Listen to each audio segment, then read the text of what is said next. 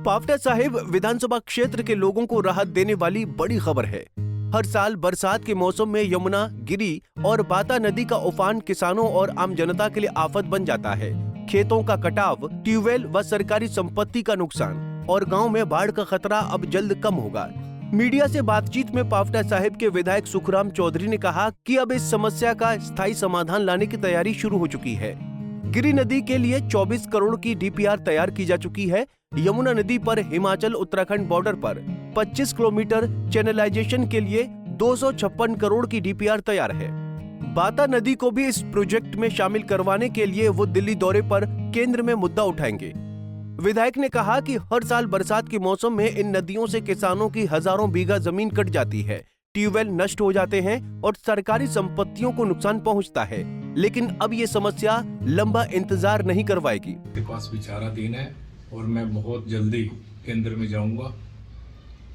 केंद्रीय मंत्रियों से बातचीत करेंगे, इसका चैनलाइजेशन हो। और मैंने कल की बैठक में भी कहा है, जो पैसा आ रहा है, जो नुकसान हुआ है, उसमें जहाँ जहाँ ज़्यादा बर्निंग पॉइंट है उनको चैनलाइजेशन किया जाए, उसको चैनलाइजेशन करके समाधान किया जाए। एक आपके टाइम 251 करोड़ की यमुना चैनलाइजेशन है, 24 करोड़ 50 लाख की गिरी नदी का चैनलाइजेशन का है। तो ऐसा है कि अब उसके बारे में ज़्यादा नहीं बोलना चाहता। मैं जाऊंगा दिल्ली, जो है संबंधित मंत्री से बातचीत करेंगे।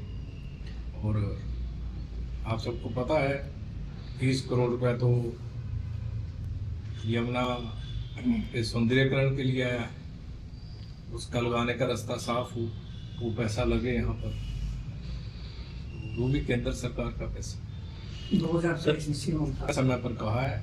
मैं माननीय जिलाधीश महोदय जी से भी उसमें मिला था, 2 लाख रुपये उन्होंने स्वास्थ्य के लिए दिया था। सर, ये आपके क्षेत्र में उम्मीद की बात है।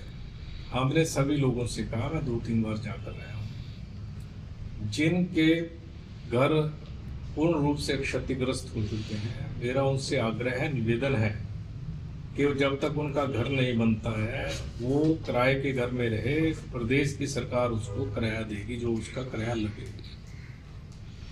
और जहाँ तक बागरन की बात है, हमने कल उस दिन डेपुटेशन बागरन के लोगों का प्रधानमंत्री जी, मैंने प्रधान जी के नेतृत्व में मैंने मंत्री से मिलवाया, डीसी, और उन्होंने सारी बात रखी है, बहुत ध्यान से बात को सुना है। उसका उचित समाधान हो, किस चीज़ से नुकसान हुआ उसका भी समीक्षा की जाए और उसका उचित समाधान करने का हमने उनसे आग्रह किया है।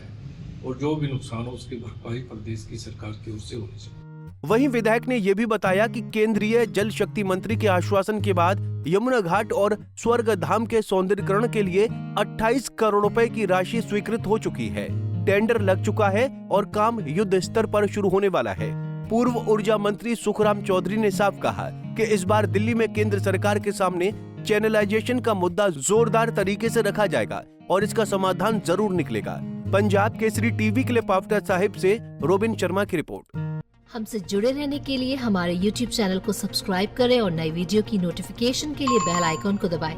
अगर आप ये वीडियो Facebook पर देख रहे हैं तो लाइक जरूर करें और ज्यादा से ज्यादा शेयर करें। इसी तरह के और भी अपडेट्स के लिए फॉलो करें हमारा Instagram पेज himachal.kesri।